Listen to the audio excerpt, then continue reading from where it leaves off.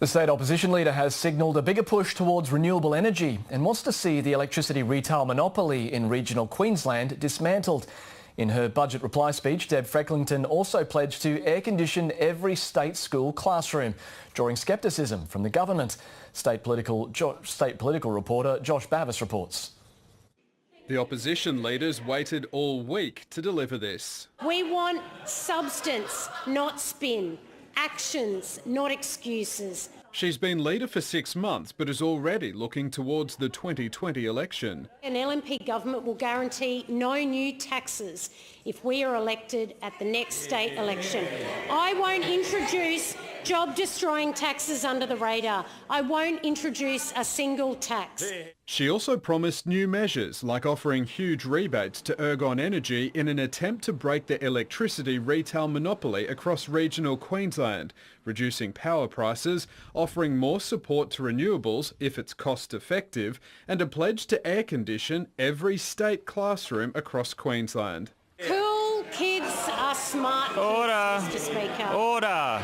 The budget reply speech went twice as long as the Treasurer's delivery on Tuesday, but it drew just as much criticism. She does not have the ticker to lead the opposition, and she does not have the ticker to lead the state. The Premier dismissed the opposition's ambitious claims. It's a big bucket of money that she has not said where it is going to come from. This is a circus, more backflips than a circus. The member for Nanango will have to keep her cool a bit longer if she wants to see any of her promises come to fruition. Josh Bavis, ABC News, Brisbane. And the opposition leader joins me now. Deb Frecklington, welcome. You said today that Queensland heading for a debt of $83 billion is a big problem and a debt bomb. Can you nominate a figure that is a more reasonable debt to carry? Well, you're right, Matt. $83 billion. This is a huge figure. It's an obscene figure. And it's all come about because a generation of Labor governments. It's been built up over those Labor governments.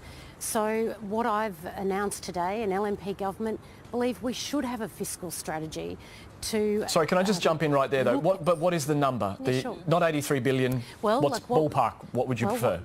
Well, what we've announced today is to make sure that we stabilise Labor's debt so we can get to paying it down with an aim to get our AAA credit rating back. Which is what figure? Let's remember the elections.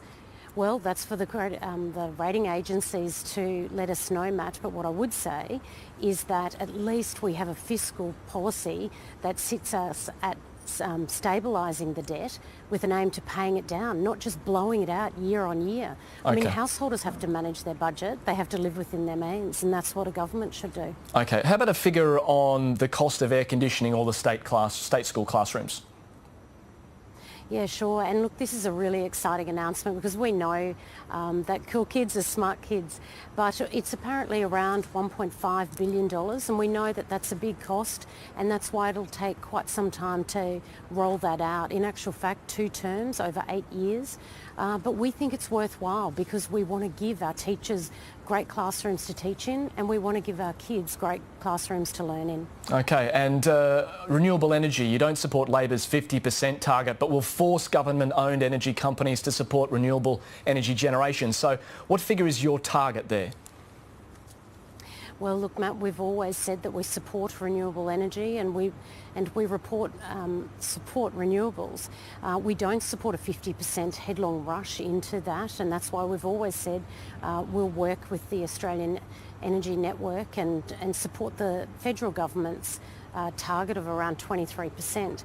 But what we are saying is that we would do something that the Labor government hasn't done, and that is actually mandate our government-owned corporations to invest in renewable generation if it's economically viable for them to do so. And the $300 cut that you're promising for regional Queenslanders on their power bills by breaking that monopoly, where did you get that $300 figure from?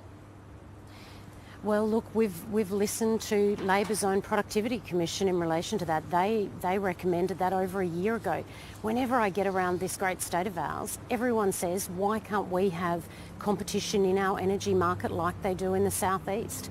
And I agree. Why should Ergon be the only provider out there? And that is why we are doing everything we can to break that up and make sure that regional customers aren't treated like third-class citizens and actually get that competition to hopefully reduce their electricity bills by that $300 a year. All right, Deb Frecklington, thanks for your time. Thanks, Matt.